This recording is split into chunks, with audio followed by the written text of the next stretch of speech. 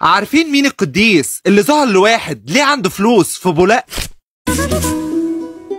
اتولد ابراهيم الجوهري في القرن ال18 من اب وام كانوا غلابه جدا، فابوه كان اسمه يوسف وكان خياط في اليوب وكان بيحب ربنا جدا، واهتموا ان هم يعلموا ابراهيم القرايه والكتابه، فكان ابراهيم شاطر جدا وكان بينسخ الكتب بمنتهى البراعه، لان في الوقت ده ما كانش لسه اخترعوا الطباعه، فكان الواحد لو عاوز نسخه من كتاب معين كان بيقعد ويكتبه بنفسه، فكان ابراهيم بينسخ الكتب ويبعتها للبابا، ففرح البابا بيه جدا وكان دايما بيصلي له، وكبر ابراهيم اشتغل كاتب عند علي بيك الكبير، وفضل ابراهيم مكمل في شغله فتره كبيره جدا لحد ما مسك محمد بيك ابو الدهب، وساعتها اترقى ابراهيم لحد ما بقى رئيس كتاب القطر المصري، يعني زي رئيس الوزراء. وابراهيم كان متواضع جدا وامين في شغله وبيحب كل اللي حواليه. والمعلم ابراهيم الجوهري كان عنده ولد اسمه يوسف واللي انتقل قبل فرحه بكام يوم، وكان عنده بنت اسمها دميانه، وبعد انتقال ابنه بدا ابراهيم يساعد الارامل والايتام. وفي الفتره دي حصل انقلاب كبير في البلد، وجي واحد اسمه حسن باشا، فاضطر انهم يهربوا على الصعيد وخدوا معاهم مجموعه كبيره وكان من ضمنهم ابراهيم. وبدا حسن باشا ياخد كل الفلوس بتاعه ابراهيم بيك ومراد بيك والمعلم ابراهيم الجوهري. وسنه 1791 رجع ابراهيم مره تانية للقاهره بعد ما الدنيا هديت، وكان ابراهيم كل الناس بتحبه، وبنى ابراهيم كنايس كتير جدا وكان بيهتم بكل الناس البسيطه، لدرجه ان بعد ما انتقل ابراهيم الجوهري جاله راجل